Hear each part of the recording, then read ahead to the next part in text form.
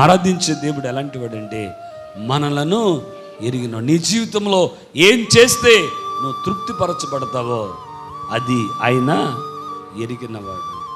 ఆయన చేసిన కార్యం ఏంటంటే ఆ 5 రొట్టెలు 2 చేపలు ఆశీర్వదించి విరిచి వడ్డించగా మిగిలిన ముక్కలు 12 గంపలు అయింది. 12 గంపలు మిగిలిపోయినాయి. ఈ 2024 సంవత్సరంలో మిగిలిపోయే ఆశీర్వాదాన్ని పరిశుద్ధాత్ముడు నీకు ఇవ్వాలని ఆశపడుతున్నాడు.